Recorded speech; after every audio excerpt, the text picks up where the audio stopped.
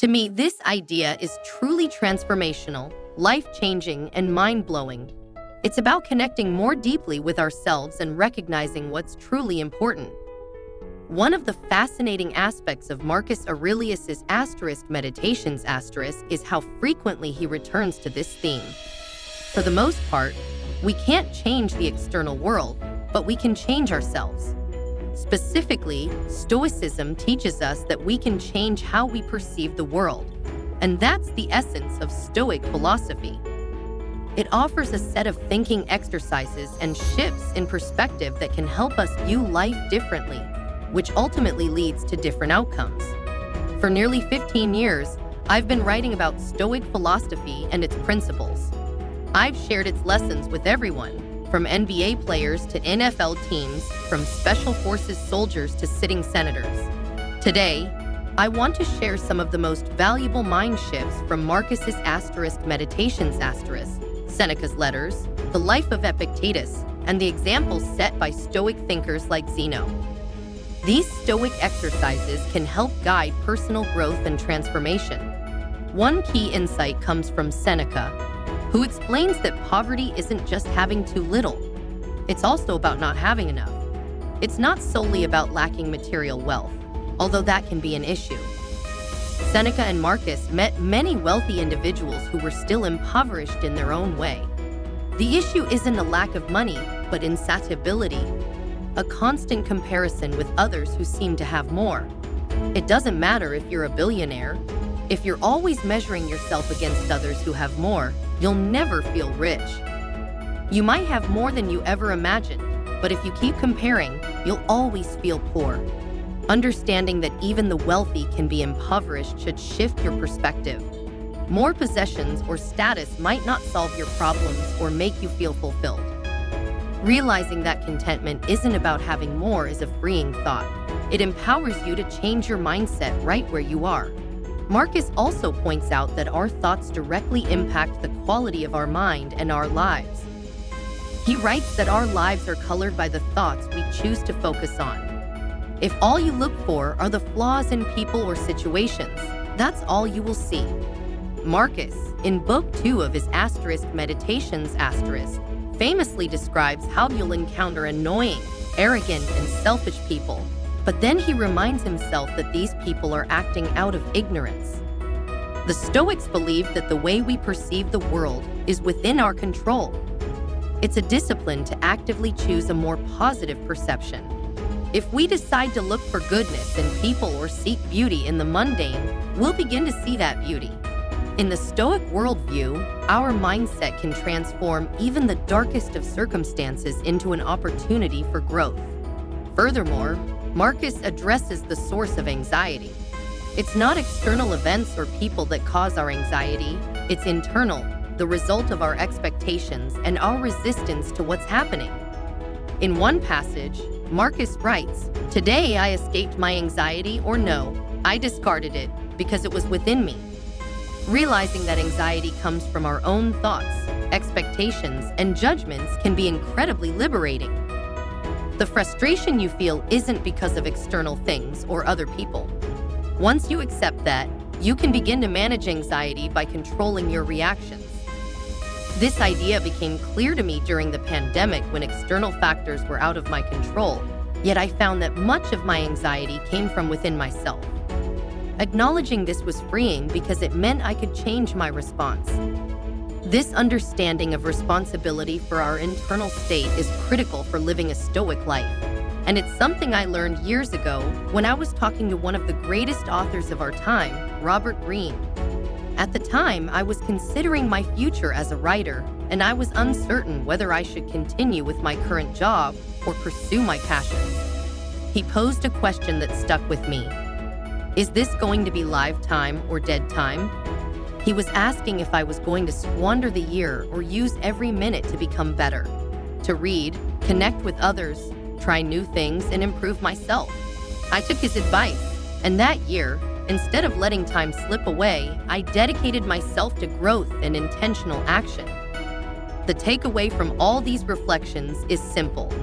Stoicism teaches us that the quality of our lives isn't determined by our external circumstances, but by how we choose to view them and respond. Before I submitted my notice to quit, I had one of the most productive years of my life.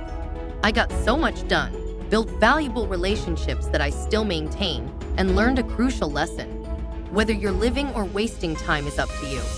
If you're stuck in traffic, is it going to be a productive moment or just wasted time? If you're waiting at the airport, will you sit idly ordering pizza, or will you make use of that time? Will you listen to a podcast, return a missed call, or even write that article or book you've been putting off?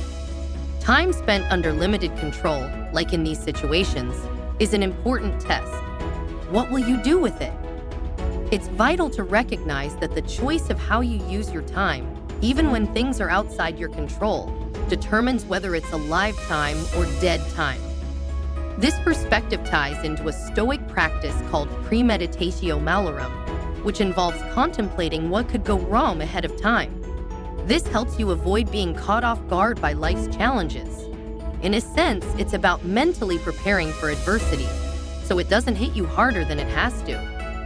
The Stoics used this practice to build resilience and develop the mental toughness necessary to face the uncertainties of life without undue stress or surprise. Life, like taxes, is full of hidden costs. Seneca taught that it's not just about the government's tax on your income, but all sorts of taxes imposed by life. Delays in travel, unhelpful or negative people, setbacks in projects. All of these are forms of life's tax. The more success you have, the more challenges will come alongside it. Learning to accept these taxes, instead of resenting them, is key. They're a part of life's system, so when we can accept them with grace, we move through them more easily. Another lesson I learned was from Epictetus, who once said it's impossible to truly learn something if you already think you know it all. Whenever I find myself in situations where I'm a beginner, whether in a new skill, hobby, or field, I don't hesitate to ask questions, no matter how dumb they may seem. I've realized that being willing to appear foolish is a prerequisite for growth. To improve, you must be willing to look awkward, make mistakes, and accept discomfort. It's far better to ask the simplest questions than to make a costly error. Finally, Marcus Aurelius often reflects on the truth that people can be frustrating. He opens his Meditations with a catalog of different types of people we'll meet: jealous, foolish, aggressive, dishonest, and acknowledges that dealing with difficult people is inevitable. But rather than dismissing them or cutting ties, Marcus encourages us to use those encounters as opportunities. The obstacle itself can be the path forward, allowing us to practice patience, kindness, and resilience. Difficult people aren't just obstacles. They are opportunities to cultivate virtue and deepen our understanding of ourselves. The key takeaway from Stoicism is that how we choose to approach life, the difficulties we encounter, and even the people who challenge us, shapes who we are and what we become. Every moment, good or bad, can contribute to a life well lived if we approach it with the right mindset. In the course of our interactions with people, the Stoics teach us to rise to the occasion. They emphasize that we must find the strength and wisdom to deal with the people we meet, and not shy away from the challenges that come with them. The key is to adapt and embrace every opportunity to practice patience, kindness, and empathy. One powerful insight comes from Marcus Aurelius, who suggests a unique approach to dealing with the world around us. He reminds us that we don't have to form opinions about everything. Events and circumstances are not seeking your judgment. Often, you can simply observe things as they are. You don't need to categorize situations or label them as good or bad. By eliminating the need to judge, we remove unnecessary emotional baggage and allow ourselves to simply respond to what is happening without added stress. The Stoics strive for objectivity, accepting the world without unnecessary judgment or labels. This peace of mind allows us to focus on what is within our control and move forward with purpose. Epictetus also offers a lesson. Every situation presents us with two handles, two ways to look at it. One may seem burdensome, while the other provides a way forward. Life can be seen as an obstacle or an opportunity. It depends on which handle we decide to grasp. Changing the way we approach situations transforms how we experience them. Chaos can become order, disadvantage can be seen as advantage, and challenges can be opportunities for growth. By shifting our perspective, we take control of how we engage with the world. The idea of the obstacle is the way is central to Stoic thought. Marcus Aurelius suggests that impediments to action don't have to stop us. They can move us forward if we adjust our mindset. Instead of seeing roadblocks as hindrances, we can choose to see them as stepping stones to personal growth, virtue, and resilience. Every situation, good or bad, is an opportunity for us to demonstrate excellence and practice virtues such as patience, courage, and wisdom. Despite the Stoic reputation for being emotionally detached, their approach to grief shows a deep understanding of human emotion. Seneca's Consolations, letters he wrote to friends mourning loved ones, offer profound wisdom. In one, he encourages a daughter grieving her father's death to remember the good times she shared with him, rather than staying lost in sorrow.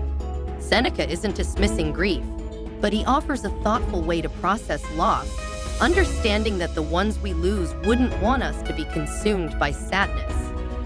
They would want us to carry forward the good memories with joy, not sorrow. Seneca's take on life and death is transformative. While visiting a cemetery, it struck me that death isn't a distant event in the future, but an ongoing reality. Every moment we live brings us closer to the inevitable, and yet we tend to forget that death is happening to all of us all the time. The people in that cemetery didn't know the moment when it would happen, just like we don't. This awareness of death, constantly at our doorstep, reminds us to live each moment fully. Every year, every day, every minute belongs to life, and we must embrace it rather than squander it. If we truly understand that our time is limited, we'll live with purpose and gratitude, making the most of every moment. Finally, for those who wish to immerse themselves in Stoic wisdom, subscribing to the Daily Stoic newsletter brings new insights into your inbox every day. By reading and reflecting on Stoic ideas, you can better equip yourself to handle the challenges of life with wisdom and clarity.